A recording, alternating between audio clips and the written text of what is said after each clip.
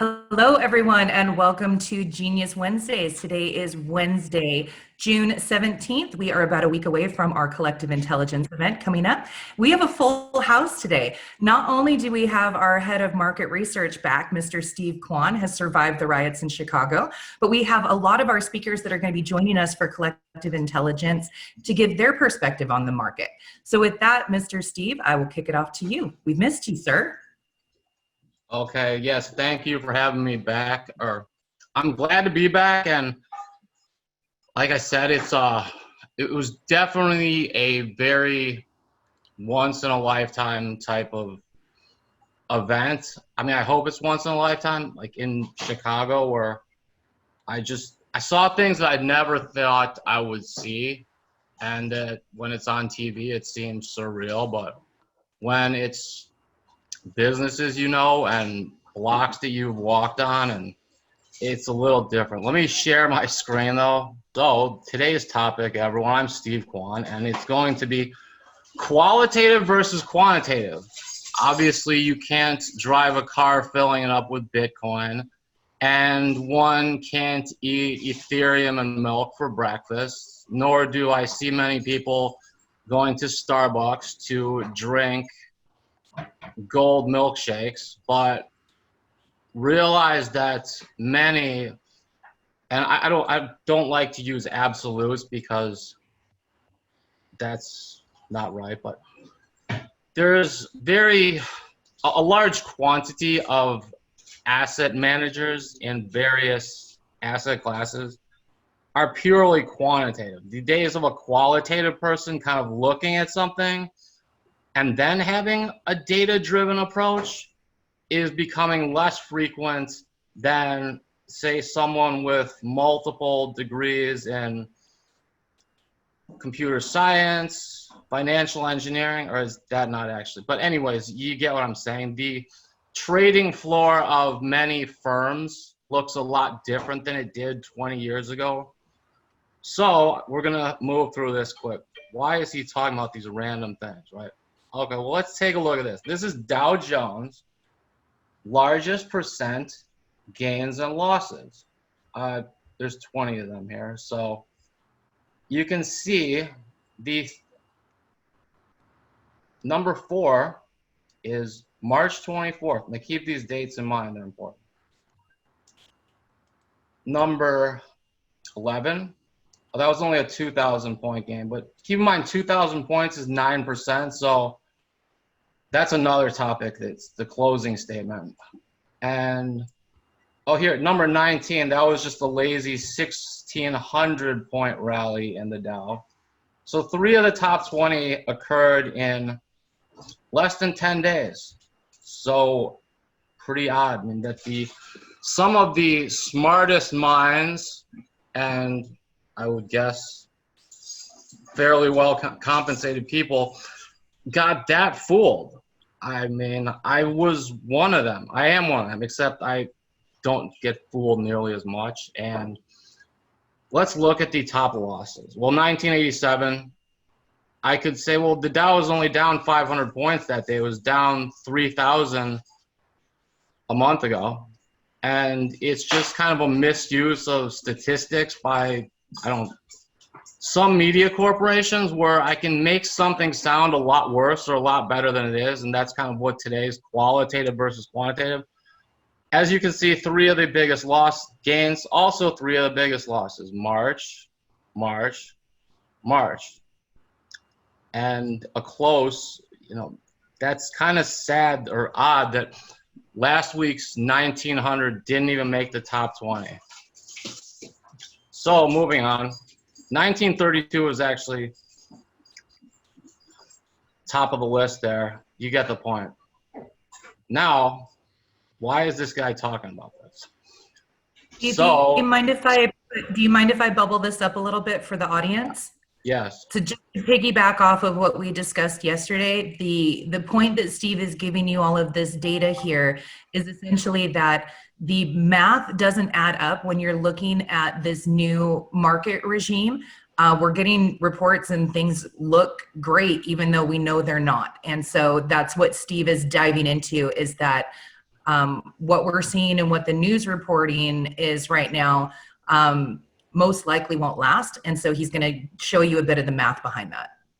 Well, no, actually, Christina and the CoinGenius.ai quantitative researchers such as Kinjal, who is an amazing person and actually gave me a packet of about 87 pages to put numbers behind these theories. I'm just showing the graphs because I don't have that type of intelligence level to talk about all the back end of this.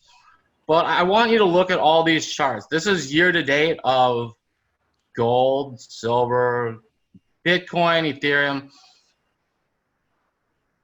My son, who is 8, recognized there's a pattern. Might not know exactly what it was, but he sees a pattern. So here's what it is: Bitcoin, silver, Ethereum, crude oil, and Dow.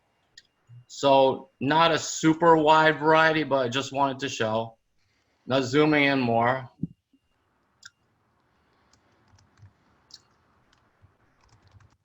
Zooming in more. Why does this matter? Who cares? That happened in the past. Any one of you can pull up these charts, right? You're right, you can. Now look at since March 16th. Up 30%, up 40%, up 90%. Ethereum's the worst performer, up 24%, if I'm not mistaken. Now let's look at jobless claims, because clearly one would think, and this is what, I guess this is where the theoretical versus actual, you kind of, one has to be able to look at a market, just understand like this is what's happening. You're either with it or you're not. Fighting it usually doesn't work, but I want to show you. So this is jobless claims this year. Initial claims. So had been averaging 250,000, and lo and behold, a week after the stock market literally crashed, there were 7 million, and that was the high point. It's gone down. So this part is a crash, or that's the crash, and here's your recovery, right? Like you can clearly see the V-shaped recovery in initial claims. And so based on things I hear in the media, I could say that the more that this was one of the greatest things ever, and that this has caused the greatest stock market rally. Now, is that true? No. Now here's March 16th to present. So stock market bottom here, delay, all these layoffs. But what happened then? It's fairly, I guess, coincidental that equities and pretty much all asset classes hit low price points. And then a week later, 7 million people, or I think it was 12 million people, were laid off, and 7 million claimed unemployment for the first time. So that is what I'm saying. There is a metric that many look at as the economy. It's called the S&P 500 or Dow Jones. Now these are continued claims. So it was around a couple million, going up, up, up, up, up. This is a little bit better chart to understand. Here's the equity bottom. Here's now. So there's 22 million people that are continuing to file for unemployment. I've gone on Facebook groups, Reddit to find out more about this. And apparently in Illinois, they upped their staff from 80 to 133 to help handle the extra volume. Only problem is Illinois normally has about 14,000 per week, and they were overwhelmed with over 1 million. So some people have yet to be paid from March. Here is zoomed in. As you can see, the more people on continued unemployment claims, the more bullish the stock market becomes. And the correlation between these two charts is above 87%. And let's take a look here. I could say the same thing for Bitcoin. Does that really make sense? Could I be a professor in economics at Harvard saying we need more continuing jobless claims because you can see it's helping to improve the price of Bitcoin. It's clearly the driver in pushing Ethereum up, and you get the point. He's being facetious, Yeah. you guys. He's being very facetious. So, Steve, I'd like to kind of put a bubble up comment to that. I think I know where you're going with this, but for the folks on the line, David Weisberger, who's here from CoinRoutes, who helps like route the best price, Christian Kmeyer of Sesame Capital, who has a trading group, Morgan Steckler and Justin O'Connell, who understand commodities. For these folks and for our entire audience, what is the claim that you're making this week, Steve? That there's a tale of two economies. I mean, it's no secret. It really started in 2008, where the equity markets have been the economy looked at by the government. I mean, the Fed.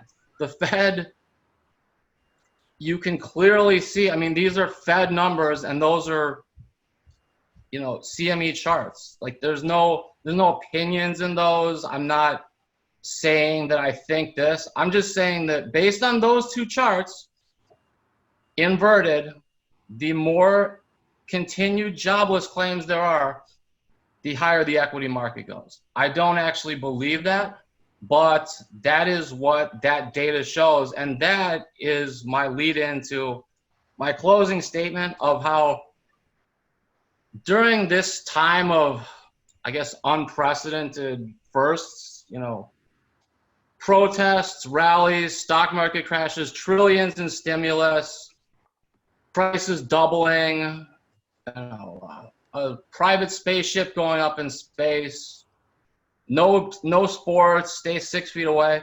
You have different media sources where, whether it's men, women, Democrat, Republican, it doesn't really matter.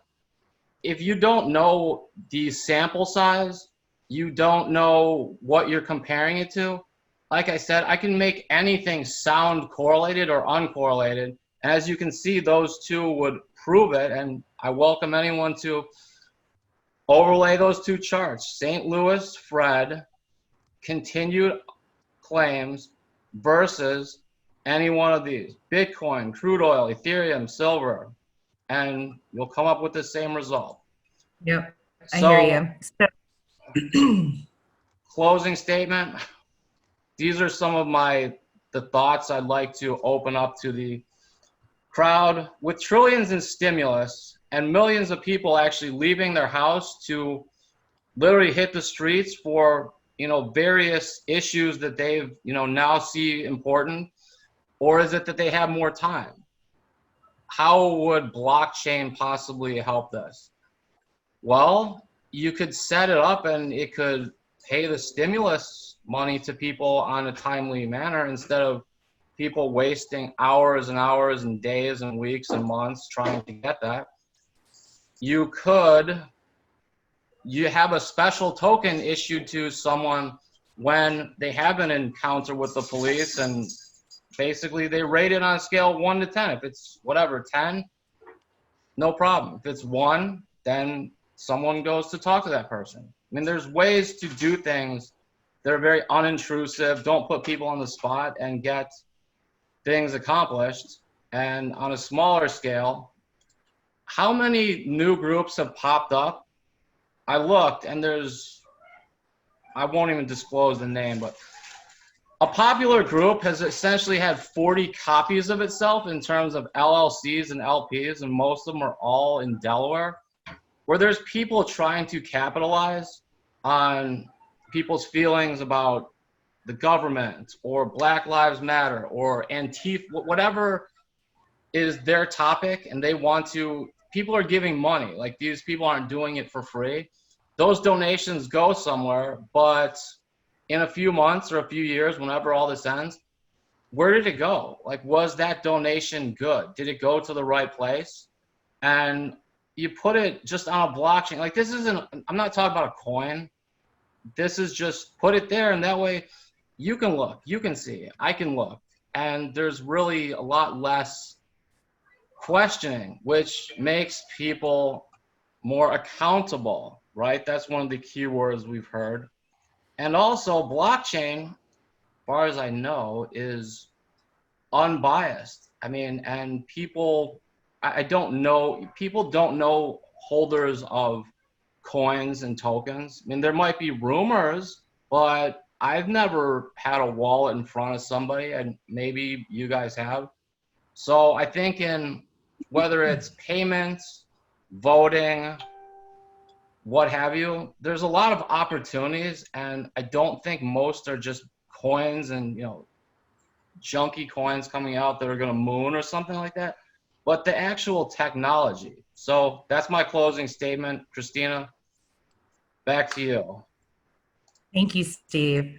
So in a nutshell, the position of CoinGenius is this market that is showing the data that the more unemployment claims we have, the better the economy seems to go, doesn't sit right with us, and we don't consider that sustainable. That's in a nutshell.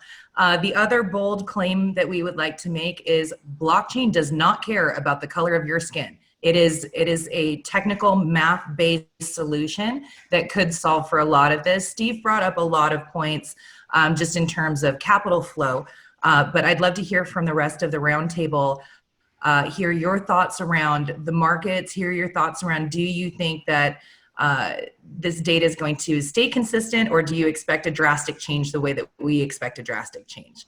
And I will pick on Christian Kmeyer first.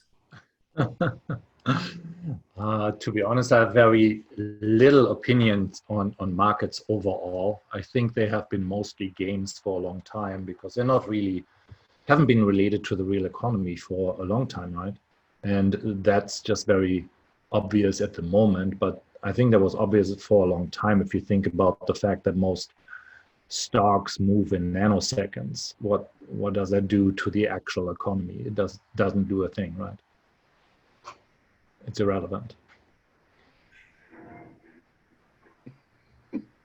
Yes, David. Well, I mean, there are a couple of reactions. I mean, someone has spent, while now CoinRoutes, we focus on getting best price and helping people algorithmically trade, I spent 10 years of my life between running StatArb and running market makers on understanding quantitative relationships. One of the things that Steven said, or you said, I can't remember in the beginning, I find amusing. If John Overdeck and David Siegel, who are the co-founders of Two Sigma, were listening, they would have been shaking their heads very, very radically. And that is the literal first law at Two Sigma of quantitative research is only research what you can actually explain intuitively. So there needs to be an intuitive understanding of it, because otherwise you end up in situations such as the one famous one there that used to be true was the correlation between the production of yak milk in Tibet and the S&P 500, which worked for a fairly reasonable period of time. It's just a random statistical anomaly. And so you see these things. So, I mean, I definitely disagree violently that these things don't make sense. Now, the reality is you picked, while the unemployment claims are not yak milk, they are related. In the field of causation and correlation, one always has to understand, are some of the things you're looking at caused by the exact same thing? And in this particular case, I think the answer is a resounding yes. The fact that the Fed has printed north of $7 trillion since this all started, and the fact that on a Sunday, which with the only really strange thing was that that right after the Fed seemed to be essentially putting out their put to an enormous level that we've never seen before, that's when the market crashed. People basically were like, oh my God, if the Fed's panicking, we've got to panic. That made no sense. The rally subsequent, when it became clear they were going to put $8 trillion or $7 trillion and all the other central banks around the world doing the same thing into the economy, then it does start to make sense. Because remember, when you look at the Dow, it's denominated in dollars. Well, if there's a lot more dollars, in dollar terms, it's going to go up. It virtually has to. It's a mathematical relationship. And in fact, every one of those things that were on that chart were that way. Now, Is that does that explain all of the correlation? Of course not. The downside correlation is something we've also seen. Very famous quants have used the words that in a crash, correlation goes to 1. Why? Because people need to raise capital, and when they need to raise capital, what do? They sell literally everything, anything that's liquid. All of the assets you talked about, with the exception arguably of silver, whose futures are rather volatile, you can't really sell the metal itself very easily. All the others, well, there's liquid markets and you can raise cash. So it's actually very simple. So my comment is that it's not about unemployment claims. That is a cause of the virus and the destruction to the economy, but that asset prices far more are impacted by the dollars that are chasing them. I mean, we're in a world where the Fed is buying corporate bonds, right?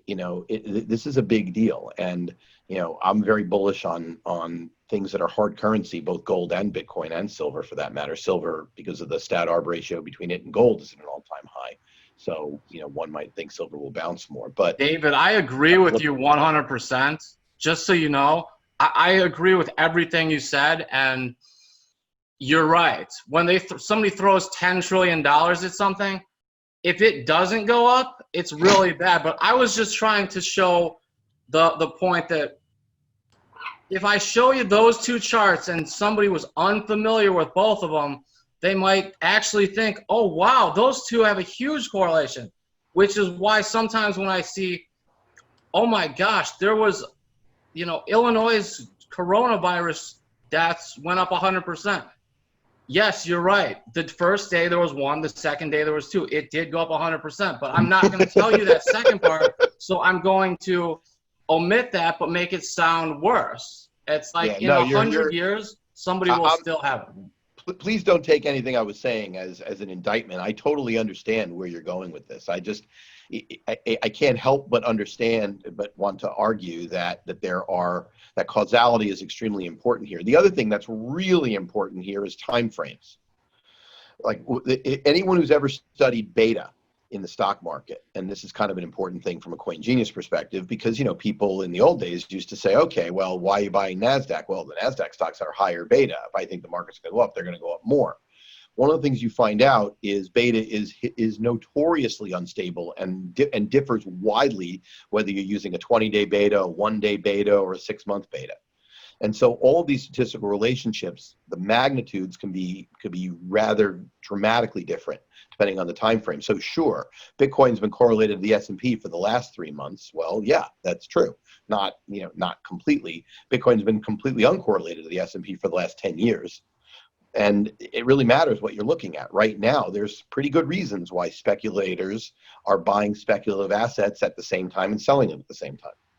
That's just true. So David, I have a question for you, and then we're going to pick on some other folks, but just really quickly, CoinGenius does a lot of work with sentiment and NLP, especially around crypto, because crypto Twitter can be quantified, the news articles can be quantified, and Wall Street has a huge head start on us from quantifying the entire global economic engine. But let's just put this in perspective of sentiment around the Fed printing money. It feels to me, and I am by no means a financial analyst or anything other than I just work around a bunch of geniuses at CoinGenius, but it feels to me that so long as the sentiment of the US is, well, the Fed will bail us out, everything will be fine, that tends to make the markets rally, versus when we're in the crisis of, oh my God, I have to pay $1,000 a roll of toilet paper, people are tending to not be so excited. So I feel like we've gone through this crazy roller coaster of sentiment in the last few months. And with the news of, doctors and folks saying the second wave is coming, things are reopening, which means you're going to get another bloom. Folks want to go back to work. Folks want to go back to their life. We're starting to see it, but there will be another wave. And my curiosity to you is, when that sentiment happens again, when you have meat shortage or food shortages, like we know are happening, we know those supply chains have been drastically impacted, and we haven't seen the full causality of that. When you get back into any commodity, I just picked on toilet paper. When toilet paper is $1,000 or going for $1,000 a roll, that is supply and demand logic, right? How do we deal with that from a from a sentiment perspective, right? Like that seems to me of what's driving this is if the Fed is printing plenty of money, everybody's happy. If the Fed is not printing money, which can't go on forever, then we have this huge crisis and everything goes to hell. Well, let's analyze two things you said. First of all, sentiment is enormously important. All you have to know about the stock market is Dave Portnoy from Barstool Sports becoming the unofficial cheerleader of all the Robinhood, and it's not just Robinhood, of all the day traders who are sitting at home because they're unemployed with checks in their pocket from the government playing the stock market now because they can't bet on fantasy football or fantasy baseball or fantasy basketball or fantasy hockey. And crypto is so last year. And by the way, one of the things that's kind of a very big deal here is crypto.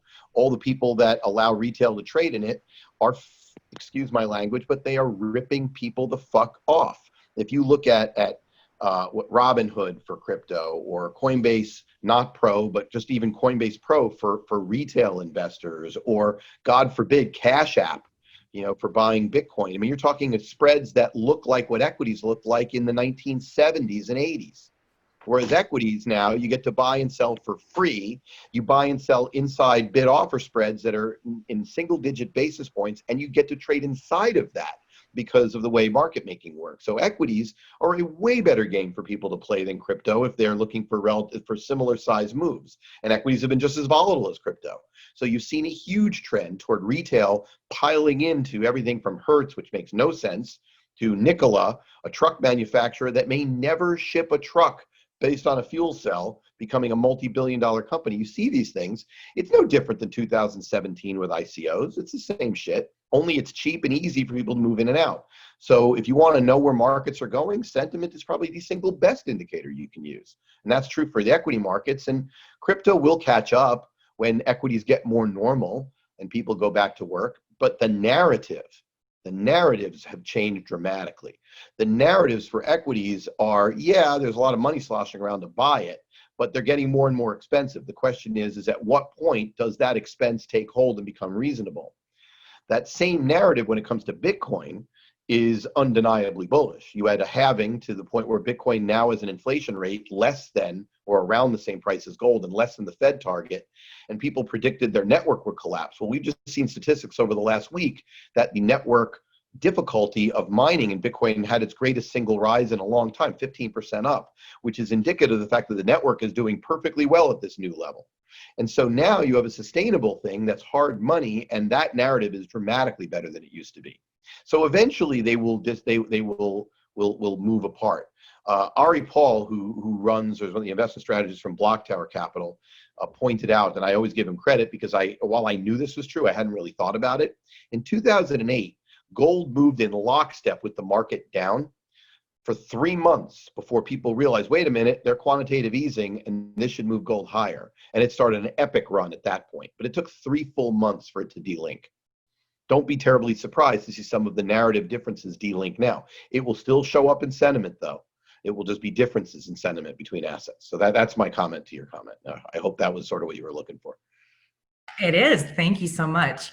All right. Well, speaking of mining, I'd like to pick on our head of mining intelligence, Dustin Minch. Sir, I know that you won't get a full episode of Hash It Out in here, but I'd love to hear your thoughts, especially after David's last comment here. So it's kind of interesting because I don't know, most people don't know this. By the way, my name's Dustin, head of mining intelligence for CoinGenius. But I've been paying really close attention to the GPU mining profits. My mining farm was shut down for a while just because if I fire that up, I'm looking at anywhere from $1,500 to $2,300 a month in electricity, which is fine if I'm looking to buy cryptocurrency because I don't have to go through an exchange or anything like that. But I shut that farm down for the better part of the last 3 or 4 months, but the mining profits seem to be kicking back in, fairly well for coins like Ethereum, Ravencoin. And so I think that a lot of the GPU miners that, have like an electricity rate of 10 or 12 cents are able to get back into the market and compete. So that's kind of what I've been following on my end. And I'm looking at making the long journey of getting all 40 of my mining rigs back online. So it does take a couple of weeks because you got to clean them out. And, these things have been running for 2 or 3 years, so they get some dust built up in them and stuff like that. So It's definitely interesting times. And so the issue with this is as these profits continue to go up and up, mining becomes a thing again, and everybody starts to be like, hey, buy a mining rig and, make a passive income by just, mining cryptocurrencies. And so it'll be interesting to see, what hardware gets sold out first. It seems like there's a huge waiting order for the S19s on the ASIC mining side of things. But I suspect if these profits continue to consistently stay up and even get bigger, we're going to start to see, the next cycle of graphics cards being sold out and all this other stuff. So I think we're right on the cusp of that. I think that for whatever reason in my bones, I feel like there's an altcoin season just like right around the corner for us. There's a lot of different indicators and stuff like that, some of my buddies got trading bots going off, and, they're firing up 30 to 40 alerts on different altcoins right now. So I've paid attention to a few trading groups, and, it kind of looks like some of these altcoins are setting up to, possibly take off. So, not financial advice, but that's just my perspective of what's going on in the mining space right now. Thanks, Dustin. Well, I would love to hear your list, and I would love to make that list public. We should have done that a month ago when you were talking about PegNet and Hex and all of those that you've been completely right about. So I want to start tracking those things a bit more. Let's see here. So I want to hear from a few other folks. We have quite a few guests on today.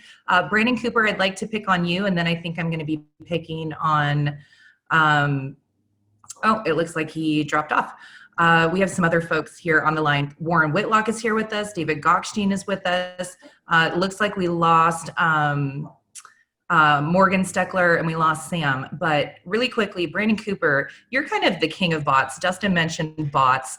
It immediately makes me think of you, which is not quite what you do. But I'm curious, from your perspective, what are your thoughts on the market, either around crypto, around equities, around commodities, or around sentiment?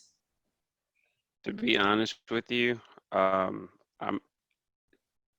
me, it's a big question mark in the market. I don't know if,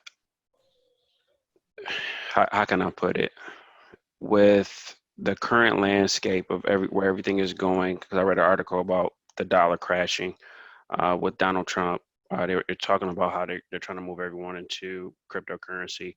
I think it's going to take mass adoption from big players like Starbucks to accept Bitcoin, using XRP. XRP is trying to do a stable coin. People are trying to peg it to it.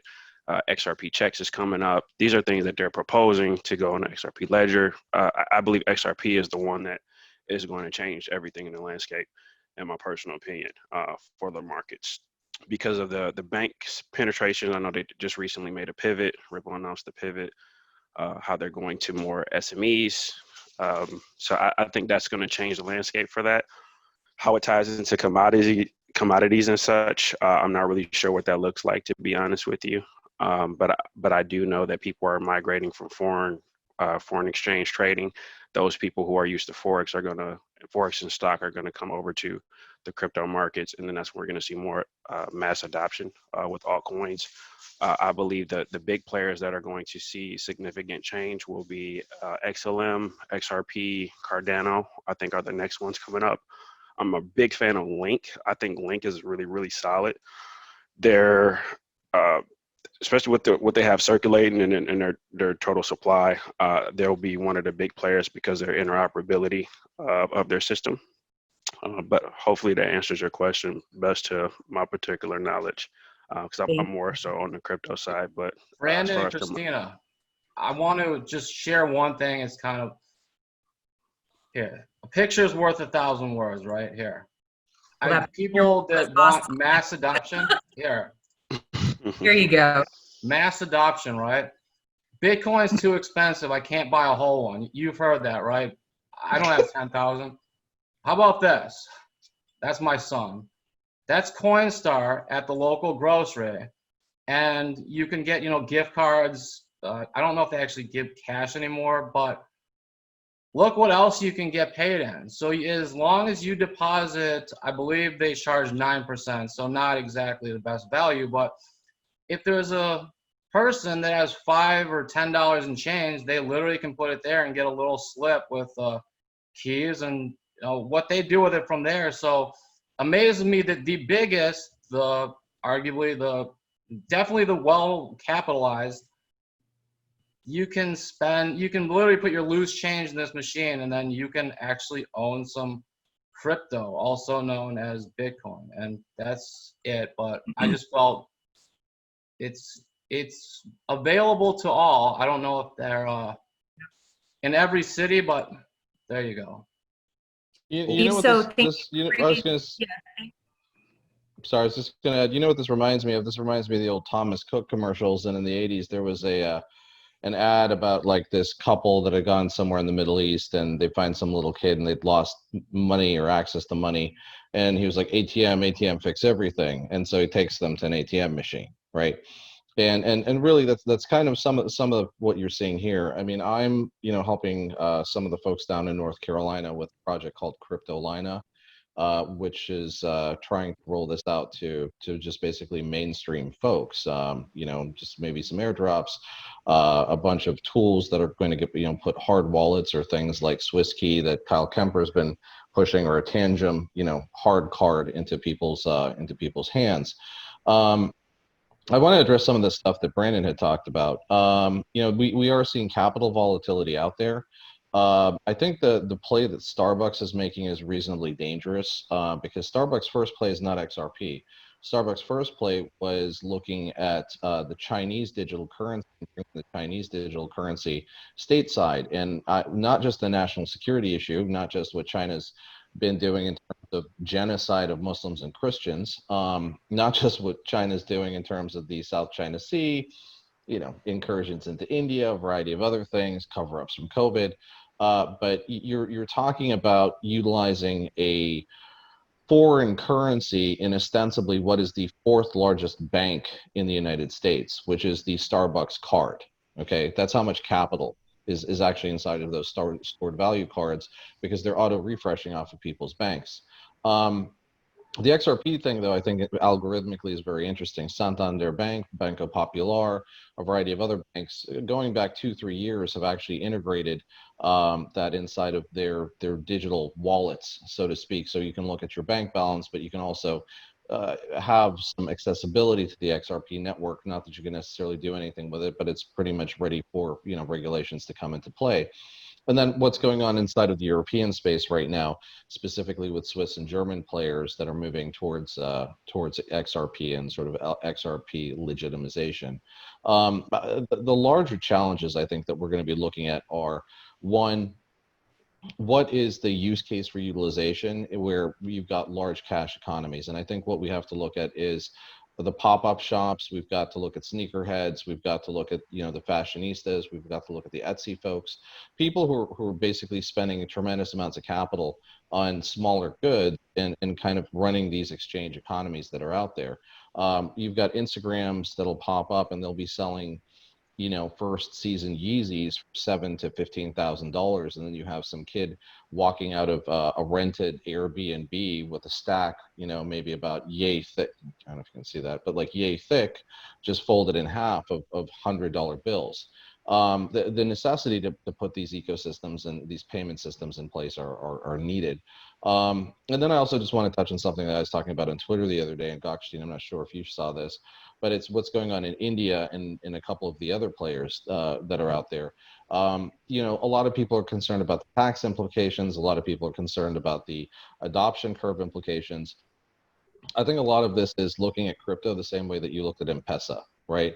When you start looking at Central Africa, like what are use cases whereby this can become as easy to funge into, some sort of currency, whether that's another crypto that you can pull out of, a coin bank, or whether that's cash itself. But those use cases are all coming. And then the United States digital dollar that this administration is going to be pushing, but that's probably a Q1 2021 event.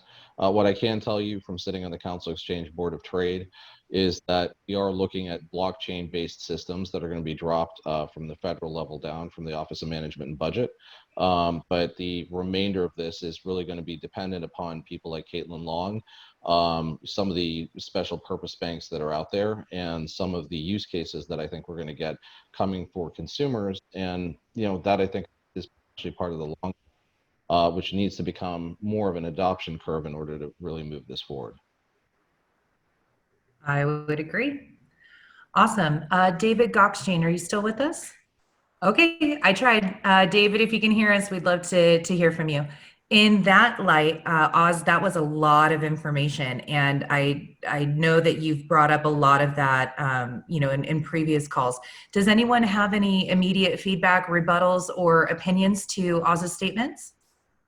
Yes, Christian, I was looking for you there. Well, we have been in various CBDC discussions for quite some time, also like the Fed accounts discussion, and there's also an effort here in California to introduce something called the CalCoin, where the working group, the California Blockchain Working Group, just submitted the proposal and their recommendations to it. There's another hearing on Monday. If you guys are interested, I can share the time for that. But the time frame is probably at best 5 years out for any of those quote unquote digital currencies. But overall, I can continue to be amazed that we talk about cryptocurrencies at all, to be honest, since for the most part, it's just not understanding what the technology is delivering on. And I've been saying this many, many times for the past 5 years now, that the number of cryptocurrencies we need is probably anywhere between 0 and 1. And don't get me wrong, love the ideas that Bitcoin specifically introduced. I think anybody in the world should have whatever, at least 1% of their personal net worth in Bitcoin on principle. But overall, it's important to understand the current technology that is value transfer, which is just databases, right? And for the most part, these are already DLTs, and people keep confusing DLTs and blockchains, i.e. like the Ripple nonsense, right? It's utterly not needed. You don't need XRP for anything, right? It's basically a scam at the end of the day. But the larger point here is there's so many opportunities to be had right now on the on and off ramps that we are waiting for to invest in, and everybody is kind of 5 steps down the rabbit hole rather than building these on and off ramps, right? The default medium of exchange is bytes, has been bytes for 30 years for whatever you want to move, but it's an entry in a database right now. Can you make this a quote unquote digital bearer? For the most part, you can't. The reason being is because we don't have an identity solution. In order to move an asset or a right to another individual peer-to-peer, you need to have a public mainnet identity solution, which is most likely not going to be on blockchain anywhere. It's going to be on a graph-based solution because it has to be a cryptographic primitive that you can revoke for different regulatory reasons. But again, the larger point here being is stop everybody trying to introduce a new unit of account. That's like trying to get everybody to speak Esperanto. There was a movement some decades ago where everybody wanted to speak like one world language. In principle, I agree wholeheartedly. I think we should all speak one language around the world. It would remove a lot of problems, specifically if that was a language of value exchange, which we totally need. But it's quixotic to expect people to put a Bitcoin price on a banana, right? Or an Ether price or an XRP price. It's a waste of time to talk about this, to focus on that, right? You need to focus on the on and off ramp to move people from the legacy worlds, because any database entry that represents any type of value is just that. The database entry doesn't care if you put a Bitcoin price, a $sign, or anything else in front of it, obviously.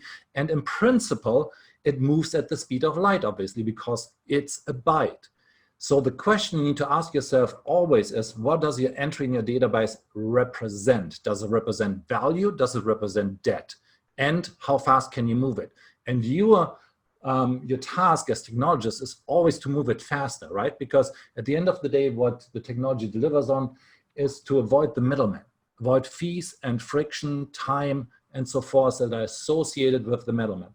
That's what the technology delivers on, not on cryptocurrencies. That is a useless term, always has been, right? Anyway, here's your rant for the morning. Thank you, Christian. And I am familiar with your, between 0 and 1 argument, and I am familiar with your anti-XRP argument, same as I'm familiar with Brandon Cooper's pro-XRP argument. Oh, just listen to the interview. Yeah, just listen to the interview with the Ripple CEO. The main purpose of XRP is for Ripple to pay itself. That's right.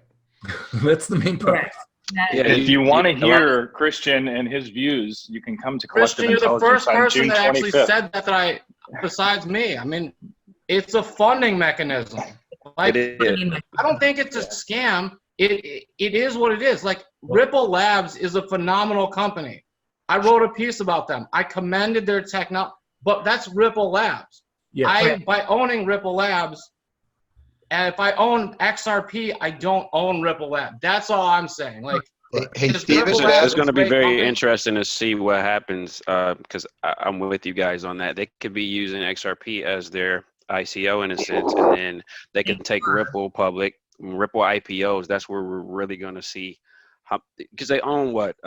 They own about 50 billion of the XRP. So yeah, they care about the price going up, but I really think they don't because they know they're going to IPO. And Right.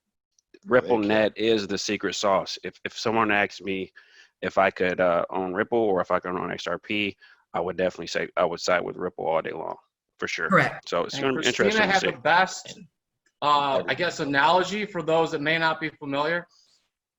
Some may like Tesla stock, TSLA. You buy it, you can go to meetings and such or whatever. If you go buy a Tesla car, I don't have any right to say anything at their board meetings or whatever. So it's just a difference of, like I said, commendable. Ripple Labs, off the chain, no pun intended, smart. Just like Link also. I mean, I wrote a piece on them. There's just a miss. I'll be quiet. But Thank you. that's I mean, another Ripple Labs' business is to sell software to banks, right? So you need to be bullish Yeah, on so banks. I'm if just you gonna think put a that pin in Ripple this Labs really is gonna quick. be successful. So just as the female here, just going to put a pin in this really quick. XRP is like very different than Ripple Labs. XRP is a function. It is used to raise money. They literally told you they were going to use it to raise money. They're using it to pay their legal fees. They have literally told you they're going to use it to pay their legal fees. It is agnostic to their system. They can take it out XRP and put in something else. They don't have to keep XRP. And when you're buying XRP, you are not buying the futures of Ripple Labs. You're just buying that token. Same thing as just buying a Tesla car. You're not buying Tesla stock. You don't own a piece of Tesla now. You're just buying the car because you like it, because you see banks using it. And to Brandon's point, yes, XRP is gaining traction because the smaller banks lower in the chain were using it that forced the higher banks to have to adopt it. That is the kind of pattern that I see happening for mass adoption across the board. But I have a feeling that we're going to be needing to do a breakout session on just XRP, and everyone can kind of jump in there. The CoinGenius information that's important for you guys to understand is that XRP is not buying Ripple Labs. You don't own stock in Ripple Labs. Those are two completely different functions and mechanisms. And we will keep you posted if they ever give a coin that says this is part of the Ripple Labs IPO. But so far, that is not what XRP is. So we're just trying to educate folks and understand, what these things are, because there's a lot of misinformation out there, and there's a lot of pump and dump groups that want to take advantage of misinformation. So we're getting close on time here. I'd really love to pick on, let's see here. So, sorry, here we go. Arnaud. So Arnaud St. Paul is here representing Give Nation. And Arnaud is, I'm just going to, in the sake of time, Arnaud, Give Nation is a philanthropy blockchain system that allows for kids to choose where the money goes with the philanthropy. So with the, and Arnaud, I'll turn it over to you, but it's a really interesting use case. And Christian, you mentioned like digital identity and allowing things to route and needing that infrastructure before we're really gonna see all these kind of things. Arnaud and Give Nation are doing that on a very small level. So Arnaud, I'd like to give you a few minutes here just to kind of chime in and give your thoughts on all of the conversation you heard today. Wow, thank you. Thank you very much, Christina. Well, this conversation was very interesting because you guys all talk about the the appreciation of the assets, whether they are digital or not, and how markets are going to evolve. And most of the time, as we've seen in the past few years, markets have been evolving, at least in the crypto world, more based on greed than anything else from an asset perspective. I would venture. Now, what we're looking to create at GiveNation is creating an economy that is based on gifts, where all the stakeholders, whether they are children, parents, companies, are all about giving to each other. And we believe that there is a value out of that. There is an asset creation that happens when you have a circular economy that exists. And here in our case, a school is the economy. And then the agglomeration or the accumulation of schools becomes an actual nation. And so GiveNation has the Give coin and it has the Give token as well. And we'll start promoting it down the road. And we're very happy to have that partnership with CoinGenius, because I think together as, that little community that is blockchain, we can create the future of this planet, starting with children and starting with them, allowing them to select which sustainable development goals they want to support, choose which part of our planet they want to save, by directing our financial assets to them, right? So it is all about impact. It is all about a family. And it is all about how can we together as a community make a sustainable change, following our kids as the head of the spear, if that makes sense. And so we're creating that dream on the blockchain, and we strongly believe that that can happen. It is in our reach to create a nation with 1.6 billion children, and all that on the blockchain, and all that using the power of cryptocurrencies and blockchain as a tool to make change. So hopefully everyone understand what we are about, and we're very open to any conversation. It is community based, so it's about everyone bringing in their resources, whichever they are, and together we're building a better future, but a very pragmatic one, because it is all about altruism, philanthropy, as you said, and financial literacy. So educating our kids to make the right decisions from a financial standpoint. And I think this is very important as a base of our society from now on, because we're creating, all of us, an amazing future with sovereign identity, but we need to give them the tools to be able to understand it, use it, right? And so that's also the purpose of GiveNation. And so with that, Christina, thank you. You're very welcome. Thanks, Arnaud. That is why CoinGenius is excited to work with them. We also believe in financial education and providing the tools all the way from our kids, all the way up to, professional athletes. We had Spencer Dinwiddie was potentially going to join us for the event. He's the NBA player that tokenized his contract. And he did that. And he's such an advocate of cryptocurrencies in general, just for financial education. He saw a lot of his colleagues kind of blow through their fortunes and not be able to maintain wealth. And that is a message that we want to help all the way from, from kids in other countries to my grandmother to, professional athletes to all of us here on this phone. We all need more tools and more education. And that's what CoinGenius is trying to do with the CoinGenius University. Yes or no? Actually, just as an anecdote, one of our kids donated $500,000 to a COVID-19 charity in India. How did he do that? Basically, he sold on eBay 102 trophies, because that little gentleman, who, by the way, is 15 years old, is a third-time golf world champion. And so he had the capacity. Not only he's very good at what he does, but on top of that, was able not only to combine financial literacy and altruism at the same time. That's the kind of thing we want to inspire children and humanity to do. I love it. I love it. We look forward to working with you and creating more transparency to the efforts that you're doing and cool data visualizations to show the transparency and efficacy of your work. Awesome. Well, we are a little over on time here. David, I know that you had a rebuttal to something that Christian said. Why don't you go ahead and expand on that, and then we will wrap up for today.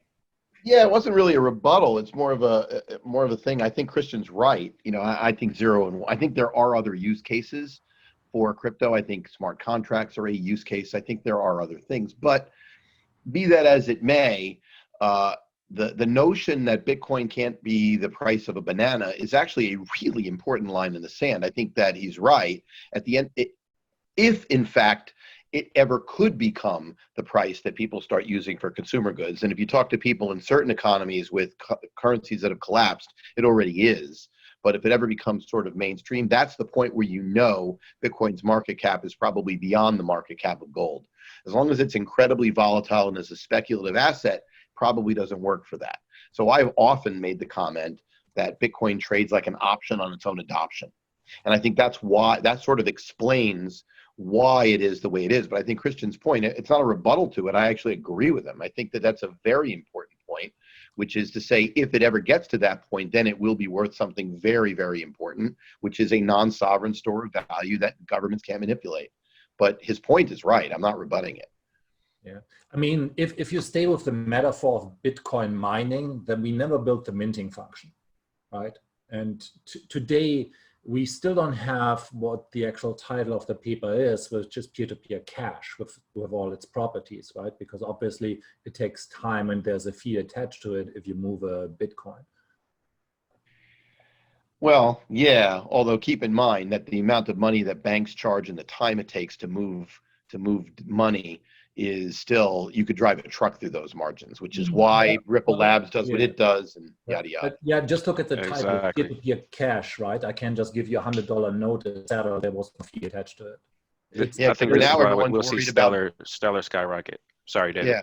No, I was just saying that right now, people like cash for lots of reasons, except if you're worried about getting a virus from the cash, you need an alternative that's digital, that can't be manipulated, that can't be, immediately cut off by the government, right? They can't seize something. So there is a need. Right. And and we always say, what's the best way to make a lot of money? Find a need and fill it. Well, there are lots of people trying to find that, they already figured out the need. People are trying to create a digital version of cash that is it basically has the same component of cash in terms of some semi-anonymous, et cetera. Yep.